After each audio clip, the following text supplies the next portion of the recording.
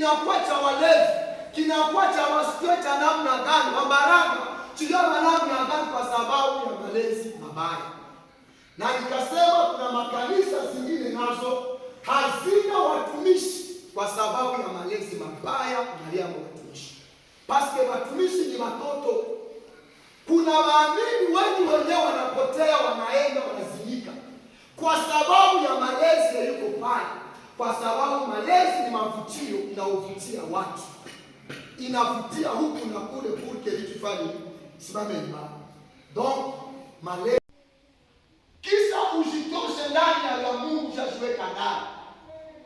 Unasema mbona na unakosa nani atakurudisha tena, unakosa nani atakurudisha uwezo yako. Elewa mpendwa, hapo uko namna gani, vitu yote vitafanya nini? Vitaharibika. Vitu yote vitaharibika kwa sababu utajikuta unaingia unajikuta mzero, hauna mbele na hauna nyuma.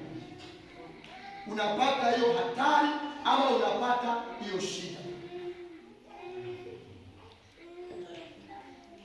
Uwezo uliokuwa nayo, akili uliokuwa nayo, nguvu uliokuwa nayo yatakuwa kama si kitu, kwa sababu hauna ushirikiano fulani na wa kiroho na wa ndani ndani mwako, unashikuta unatengwa. Leo hakuna mweko na Biblia muna,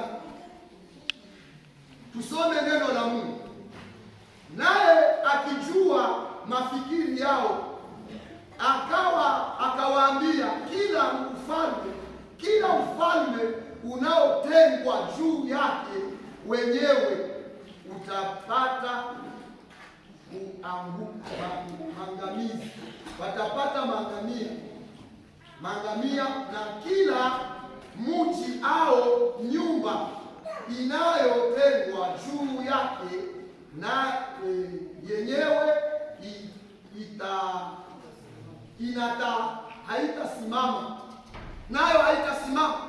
Kumbe kuna madhaifu tunaweza fanya, inaangusha na misingi ya nyumba ya kwetu, inaangusha na kanisa, inaangusha na mji yote, nafanya inaanguka. Kuna madharau unaweza wekea Mungu anaangamiza, anaruhusu tu hii kitu kifunguke.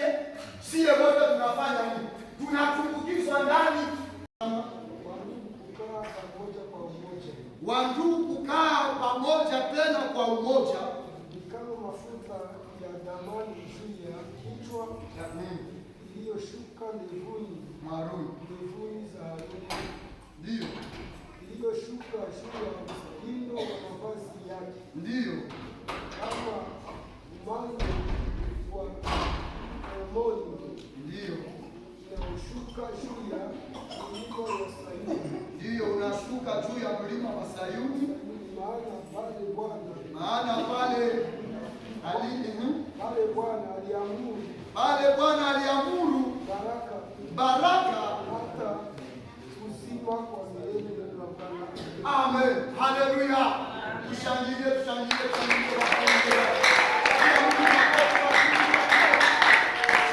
Masana kusababisha kwako unaishi. Eske nini imekupata?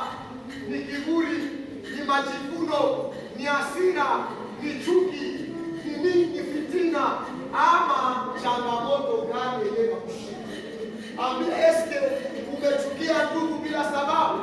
Umechukia rafiki bila sababu? Umechukia mwenzako bila sababu? Natamani mwambie tu Mungu, niko hapa, unisamehe kwa sababu pia sistahili. Nawaza unatendaka mema, kumbe wengine wanaielewa vibaya, wanaigeuza kuwa chuki na hasira. Wengine wanakwenda dunia yote mzima uelewe ya kwamba pasipo rehema za Mungu, pasipo uwezo wa Mungu, pasipo nguvu za Mungu na hali ya umoja pamoja nasi, shida sana.